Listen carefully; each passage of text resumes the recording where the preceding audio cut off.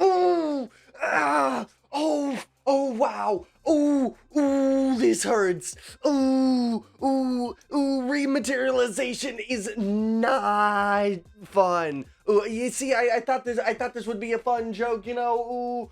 I spooky come in because it's right around Halloween, you know. I thought it would be better than getting possessed and throwing up my guts, but oh wow, this is very slow, not spooky, and it fucking hurts. Hey, fuckos, it's been a while. I'm Karoont. Last year has been a long one, you know. I did that show the last year, and so, you know, I've been busy. Haven't been able to get a lot out, mainly because of procrastination. Now, believe it or not, it's actually been 2 years since Schadenfreude has started. You know, that show that I fucking made? Yeah, it's been 2 years. Since you know, like a couple fucking days ago, because I'm procrastinating a lot. Plus, I got a lot of shit to do. Already had to delay it once. Totally not making this video just because it had to be delayed, so I wanted to get something fucking out. Hey, remember those fucking those gay songs I did? Yeah, those were "Don't Fuck Me a Midget." That was content, you know? So what better way to celebrate 2 years and to get ready for season 2 than to talk shit on the first season and make you question why you would even want to watch a season 2. You know, better celebration would have been, you know, season 2 premiering on time, but you know, so sometimes you just can't do certain things. Where better to start though than episode 1? Let's just look this up real quick. Well, shit. Let's start with episode 2. Baby Gotta Pop is clearly a first attempt. The episode uses a lot of real pictures and absurdly minimal animation. And despite the fact that it's only like fucking 11 minutes, it somehow has really weird and bad pacing issues. Lily.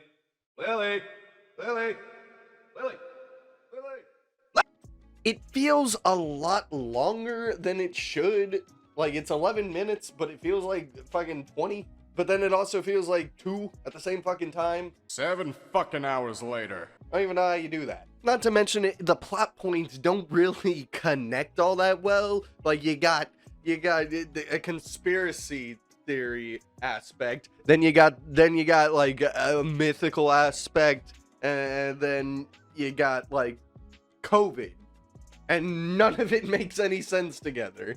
The real saving grace of this episode is the jokes sprinkled throughout, because they're really shocking, I guess. So like they can get a one-time laugh, maybe twice, I don't know. Depends on who you are and how easy you are to fall to shock humor, I guess. Me, I'm incredibly susceptible to shock humor. But it throws all that away by having this handsome fuck behind a mask the whole time. 0 out of 10.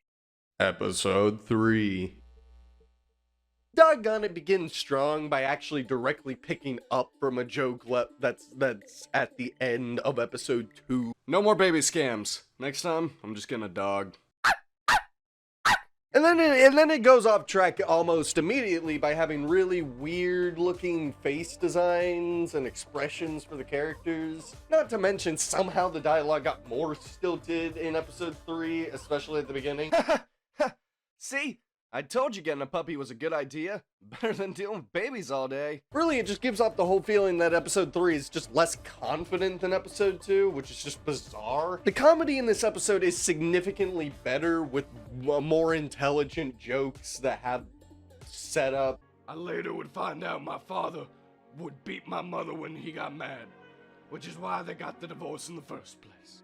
But I never saw that side of him. The fuck you mean you didn't see it? Are you defending him? And can actually audibly make you laugh outside of just being shocking. I love you, Dad. Shut the fuck up, Ryan. Don't worry, there's still shock humor. The whole fucking show has shock humor.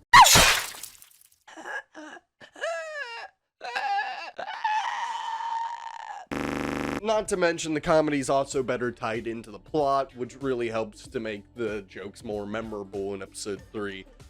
I guess. I think it's actually the least memorable episode, but everyone else seems to like it. However, while this episode lacks the pacing issues and the lack of cohesion the last episode had, the plot still feels like it's missing like a huge chunk of shit, as if like someone didn't finish the episode, as if there was more scenes that were made but just never finished. The middle of the episode is definitely the highlight of the episode, since he uses a lot of clever techniques to tell its humor instead of just being, you know, But really, I mean, I just kind of find it boring, the whole episode. Like, all the positives of episode 3 really don't save it from the negatives. So, you know, dead dog out of 10. Episode 4. Very Homicidal Son is like the turning point for this show in two ways. In one way, it's like the first episode to actually use an animation software, because before it was using fucking Photoshop and to make the fucking designs, exporting them in, and then putting them into Vegas and moving them around. In this episode, they're actually drawn in Blender and edited around in Blender.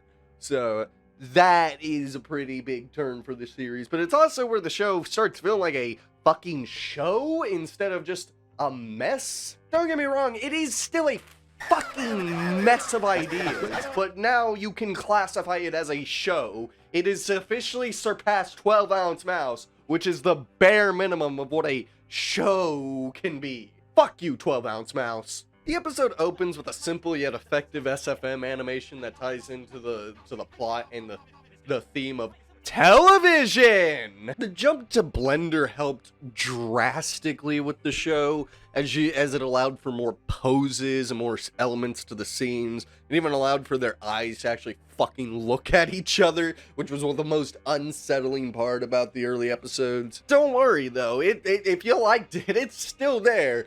They're not always looking at where they're supposed to. The plot is also the best so far, which isn't saying much, but you know, it feels concise and it feels like most of the scenes, if not all, like matter to the narrative.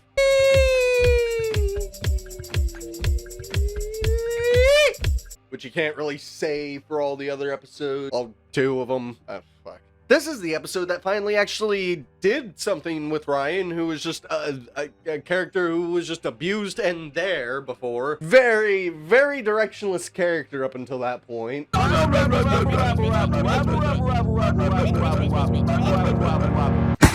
The biggest issue with this episode, ironically, is the fact that it is the first episode to be in Blender, because it has the most animation errors from it. This episode is fucked up. Like, cunt will be squished up. They'll be moving when they shouldn't be. It is a fucked up episode, is the easiest way to put it. These errors actually dragged the episode pretty far down, because it's kind of hard to tell what the fuck is going on sometimes in the episode because of it. Like, it's overall most visually appealing, but it's also the most visually nauseating at the same time. So it really limits how good the episode could have been. Read a book out of 10. Episode 5. Cooking with Cunt is one of the best episodes of the entire show. Being the first one to actually have consistent real backgrounds and like generally just looking pretty good, not having too many animation errors, they're there. Who the fuck is this asshole? And why is he screaming? Oh yeah, this is totally great. They're pretty much all gone by the remastered version, which you can find, like, I don't fucking know, somewhere on the goddamn screen. YouTube changes shit all the time! The episode revolves around that handsome fuck making a talk show, and basically shenanigans happen from there. And just always put them down no matter what they do! But clearly it's all just the backdrop for the obvious adaptation of the My Little Pony fanfiction Cupcakes. What's going on? Yeah, it's very clearly inspired by Cupcakes. Let's just... The plot is set up to be an adaptation of Cupcakes. Where, fun fact, this is true, Pinkie Pie, the happy party pony thing, yeah, that thing, yeah, it fucking kills the gay one and cuts her guts up, mixes them into cupcakes, because apparently that's just how you fucking make cupcakes, I guess. You fucking gut a person. And obviously using cupcakes as an outline is why this plot feels the best and most satisfying out of the bunch. Ain't nothing to do with just like actually good writing from an episode very much wanted to do for a long time. Now, with all that being said, despite it being like the best episode so far and like definitely like probably second or first best of the whole show, it's the only one that feels like filler because it doesn't advance the plot in any way. It's just them kind of dicking around the whole episode.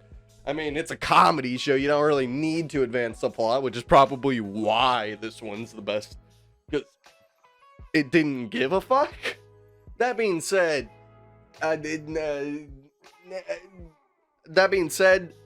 fanfic level out of 10. Episode 6.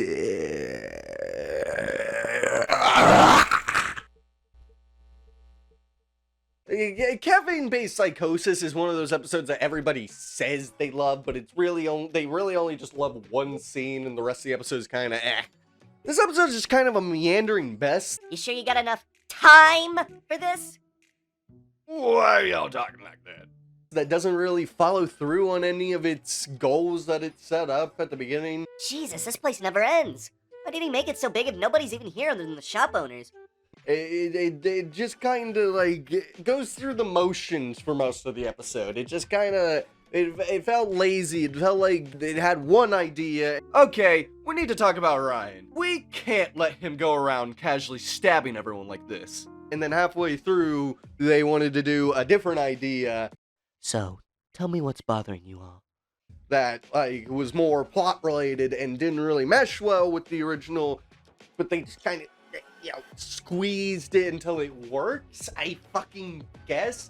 But it really lets the more creative aspects of the episode fall through the cracks rather than, shine where they should be, making the episode overall more memorable. But, it has that one scene where Ryan fucking puts on a goddamn coffee maker and starts spraying Russians in the face with coffee. So, people love it, I guess. That scene is straight up the only reason anyone likes this episode. Like, it's kind of a mess. I'm pretty sure it doesn't even have that many fucking views. It's either episode 6 doesn't have that many views, or episode 4, or both. I don't fucking know. They're both just not very well liked in the fan base that exists, I guess. I don't know. You bastards watch like a couple of the episodes a lot, but then the others just... Is there a fan base? I don't think so. Is anyone watching this? Episode 7.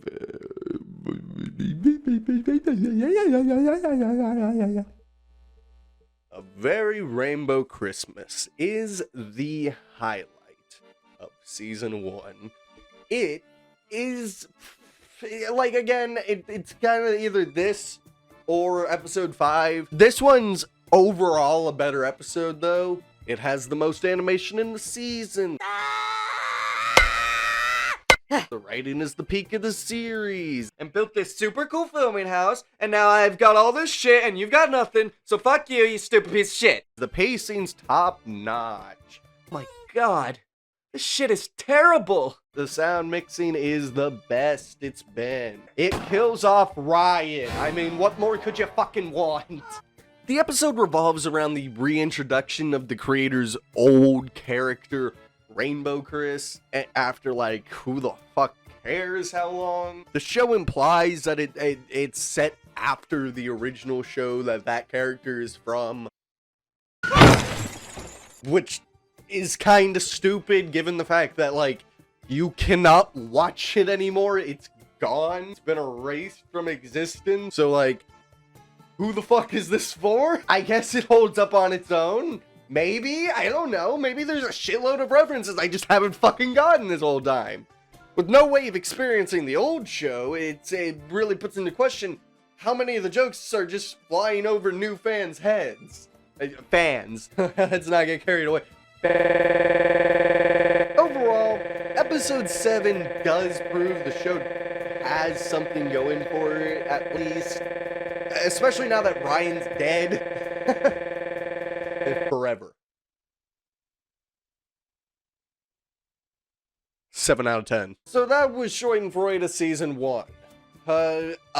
Fucking mediocre product made by a nobody. Now, with season 2 on its way, and it not having, like, several month-long hiatuses between episodes, it's to be seen if the creator can fucking succeed in making season 2 actually something, or if this will just be another, garbage show that nobody fucking watches. So far, it's succeeding in the latter. So, you may be wondering, what do I rate season 1 as a whole?